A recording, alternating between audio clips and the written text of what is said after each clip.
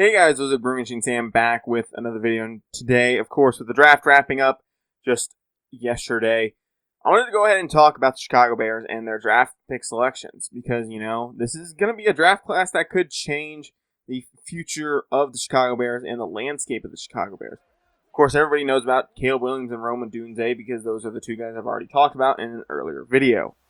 And then you take guys like Kieran Amagaji, Tory Taylor, and, of course, Austin Booker.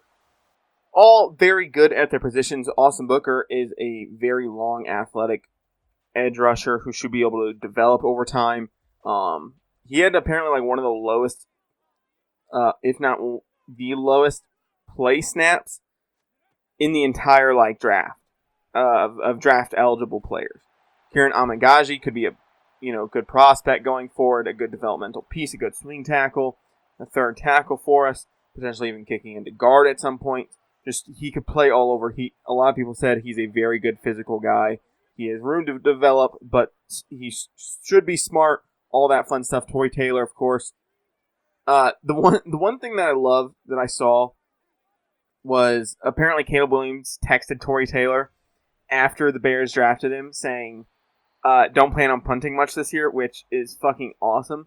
And I'm not going to shit on anybody in the Chicago Bears, but I never particularly liked Trenton Gill. It never seemed like he was a very good punter or a great punter. Something that we need, a strong-legged, accurate punter in Chicago. And, because of the wind and all that fun stuff. And, with that being said, I do have a video, hopefully, coming out over the next couple weeks or so, talking about the wind in the Chicago and, all that fun stuff. But the Bears did a very good job, right?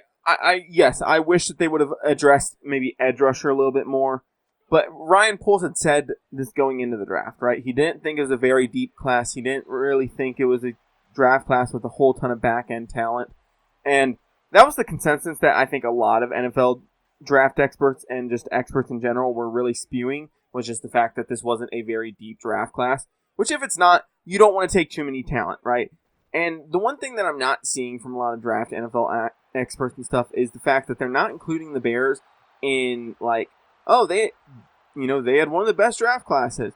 And it's mainly because, we only took 5 guys and one of them being a punter, and I just don't understand that, right? We addressed the QB, we addressed the QB need. We addressed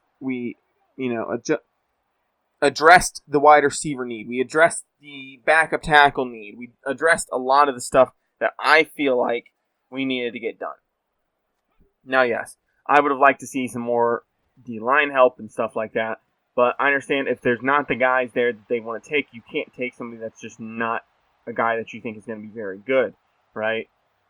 So that's one position I think I expect over the next couple months to maybe see some veterans be added, both to the interior and the D-line, or the interior D-line and the edge unit. Because I just don't think Khalid Kareem, DeMarcus Walker, Demarcus Robinson, Jacob Martin, Austin Booker, and Montez Sweat is going to do a whole ton. And if you want that back end to play like it was, if you want those linebackers to be able to play like they were, you're going to need help on that D-line. I expect to see probably another veteran D-tackle, another veteran edge, and potentially another veteran interior O-lineman be added over the next couple months to really solidify the unit and solidify the teams. I expect to see possibly a third tight end added as well. But I'm happy with the team. The team is in a very good state. I think we have 3 stable running backs that can all do what they need to do. I think we have our quarterback in Caleb Williams. We signed a guy out of Western Kentucky as well. So we'll have opportunities, right? And then Tyson Bagent, I still think is a value backup. I would like to see a third tight end. I don't think Stephen Carlson is really the guy for us at that third tight end spot. I'd rather see a more veteran guy be brought in.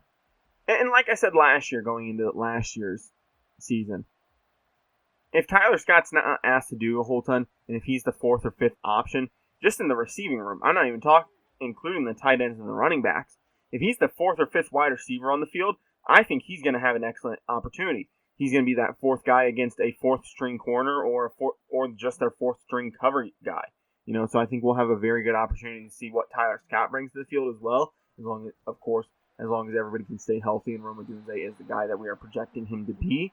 I think Kieran Amagaji maybe gets a start eventually, whether it's because Tevin Jenkins or Nate Davis gets injured, or even a guy like Braxton Jones who, missed a couple games near the end of the season.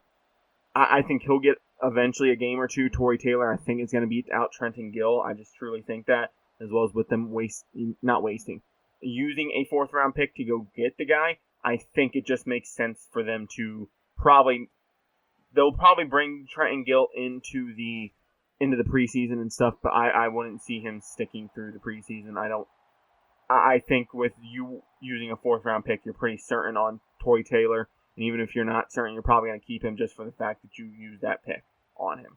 Austin Booker, like I said, it's not that Austin Booker didn't produce or had, questionable moments or anything. From what I'm hearing from a lot of people and what I've been seeing and reading and stuff, is that he's a very good player. He really is. He just had such a low experience, playing even at the college level. He had such a low snap count in his years at Kansas that you just don't know exactly what you're getting. And what you've seen has been pretty good. I'm excited for it. Just because you don't take a lot of players doesn't mean it's a bad draft class. If you address your needs and your concerns, if you're fine with everything else, I think this should be a good team. Of course, we got to keep expectations down. We are coming in to a year with a new quarterback and a new offensive system, all of this and that. But I think overall we're in a very good place. I'm happy with what we've done. I'm happy with how things have turned out for the most part. I'm not going to sit here and say that, it's a home run. This is guaranteeing us the playoffs. This is guaranteeing us top of NFC North Division. The NFC North is going to be a fucking shit show, especially down the later half of the season, I feel like. Because Lions are going to hit their stride. Green Bay is going to develop and hit their stride. We're hopefully going to be hitting our stride. We'll probably see, J.J. McCarthy by the end of the season for the Vikings and all this and that. It's going to be a crazy fucking time in the NFC North, especially. I can't wait for it. This just gets me more hyped than ever. And now it's going to be the dead season of the NFL. From May till about mid-June is where the NFL season kind of dies. Of course, you have a ton of other sports going during that time and stuff like that. And then, of course, hopefully by early to mid-July, hopefully we'll have the new NCAA game and we can get going on that as well and all that fun stuff. But the Bears, in my mind, probably got an A. I think there was definitely better value at pick 122 than Torrey Taylor. I think we probably could have waited on him. And then one thing I find funny is the 5th round pick that we took Austin Booker with is the 5th round pick that was ours. Not just like, oh, we happen to own that pick. No, it is the Chicago Bears pick, which we traded to Buffalo to get Ryan Bates from them to then trade back for that pick. And it even goes back to like last year of we tried to sign Ryan Bates, and the Buffalo Bills didn't want to give up him. Because he was a restricted free agent, and they matched the offer, and he went back to Buffalo, and now got traded to the Bears. Just a big sequence of events, Like I said, I'm going to trust Ryan Poles, right? There's still some questionable moves that he's made. He hasn't made a whole ton as of recent, but I would like to see some more veteran depth added, but who knows? Maybe Demarcus Robinson comes out, has a season. Maybe Jacob Martin comes out, has a season, But I think we do need another edge rusher opposite Montez Sweat, or the same thing that's going to happen to Montez Sweat that had happened to Khalil Mack, which was, oh, Khalil Mack's your only fucking reliable edge rusher. We're going to slide our line that way the whole fucking game. We're going to chip him, and we're going to slide to his direction so that anything he tries to do, he just immediately gets shut down. I desperately, and I am pleading with a guy like Ryan Poles, go get some veteran help on that D-line. Because I'm telling you now, if you do not, Montez Sweat is going to get shut down. I think there's still plenty of guys that can maybe add an impact. Justin Houston, Emmanuel Ogbah, go see if Chandler Jones is fucking finally stable. Nika Ngakoue, I know he didn't particularly have a great season for us. I think there's plenty of opportunities to go look at some of the guys in free agency that maybe aren't superstars, but they at least add a rotational pass rush need. And I know Austin Booker, you're going to hope he comes along very fast and very nicely, but I don't think we can particularly lean on him just yet. I don't know. What do you guys think? Do you guys think this was an awesome Bears draft class? Do you guys think it was below average? One thing I will also say before I get out of here if you are a Chicago Bears fan, I don't care if you liked Justin Fields, loved Justin Fields, if you thought he was the future, if you didn't think he was the future, if you're all in on Caleb Williams, if you're not all in on Caleb Williams, if you don't like his personality, his play style, whatever, you need to be all in on him. We cannot go through another fucking 4 years of a mediocre QB play, of a QB that we draft high in the first round, not fucking succeeding. I know I can't. I've been watching the Bears since 2011, like fully watching them, because I was 11 years old. That's when I really started to understand the game of football and watch the Bears. I cannot go through another fucking rookie contract watching some fucking bum play. I am all in on Caleb Williams. And with the way he is talking, I sure hope he can go back it up because I'm all fucking in on him. Trust me, I still love Justin Fields, too. Trust me, I do. But he's no longer on our team and there's nothing we can do about it. You have to be all in on Caleb Williams. I don't care who you are. If you're part of the Chicago Bears fan base, you need to be in on him. We cannot have another quarterback not succeed in this fucking city. If he does not succeed in this city, they may as well take the fucking team away. Anyway. So yeah, Caleb Williams. And like I've said, I said this in who I wanted the Bears to take video that came out before the draft. Caleb Williams and Rome Odunze have a very short list of how good they have to be our leading receiver and our leading passer. Just to probably put this in perspective, I'm going to pull it up real quick on Pro Football Reference, just so that I don't get this wrong, because I want to be correct on it. I don't, like I said, I don't think it's very much. I really don't think it's that much. If I'm remembering correctly, I think it's like 27,000 yards, 150 touchdowns, 5,600 receiving yards, something like that, to take. Yeah. Jay Cutler, 23,443 yards. That is 4,000 yards a season for 6 seasons to pass Jay Cutler. It is 31 touchdowns for 5 seasons. For receiving, 356 catches, 5,000 yards. That's 1,000 yards and 6 touchdowns a year to beat Johnny Morris in the all-time receiving leader. Do you understand how bad that is? Do you understand? I think Justin Jefferson has more receiving yards than fucking we do as our leading all-time receiver. Like, that is fucking piss poor.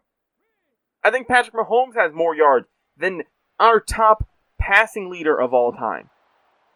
If you are not in on this draft class, I don't know when you'll ever be in on a draft class. This is the draft class that you have to be excited for. This is the draft class that you have to be all in it. You have to give Caleb Williams your support. You have to give Rome Odunze your support. These are the guys, okay? I'm not saying Rome Odunze is going to be the guy that breaks the all-time receiving record. Who knows? It could be DJ Moore if he continues to play like he did last year, And he might even get better looks with the fact of Keenan Allen and Rome Odunze coming in and helping him out. I'm just saying, this has to be the draft class to turn it around. It has to be.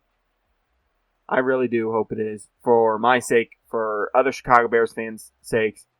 Like I said, I still love Justin Fields, and I got a comment on it the other day where it was like, on my Bears who they should draft video, and somebody was like, "Man, I wish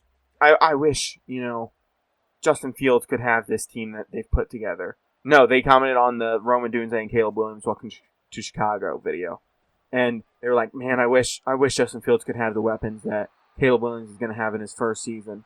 Trust me, I do too. But I'm all in on Caleb Williams. Justin Fields is a time of the past. This is Caleb Williams' season. I'm so fucking happy that he is already showing that confidence. Texting Tory Taylor, don't be surprised if you're not punting much. I love it. I fucking love it. Caleb Williams being happy to play with the Dunes, all this and that. There's a report that Keenan Allen was having, or there was some type of throwing session with some quarterbacks and receivers out in LA, and Rome Odunze and Caleb Williams and Keenan Allen were all there, and Keenan Allen said something about somebody said something about them all playing together next year. Somebody made a catch or somebody made a throw and was like, "Man, I can't wait for all of us to be playing." or something of that nature. I saw a story on Twitter or X.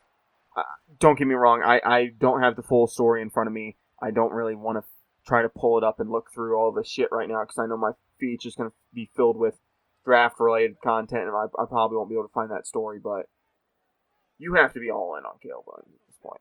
I give it an A. It's not perfect, but it's definitely probably one of the better draft classes. You know, a team that finished 7-11, 7-10, or whatever. Yeah, I think it was 7-10. You know, getting the number one quarterback on the board, getting the third wide receiver, in my opinion, the second wide receiver. You know, a tackle that everybody's saying has high upside, the best punter who could change the field position battle for us and help out our defense even more. Austin Booker, who's a very long athletic edge that has proven to have pass rush qualities, just hasn't had the snaps yet. All these guys have high upside. I'm hoping it pays off for us. That being said, guys, if you guys do not know, I do roster updates on Madden 24. Go check them out. I am on PS5, so go check those out. You guys can see all the rookies. I have rounds 1 through 3 done. Go check out the videos for more information regarding that.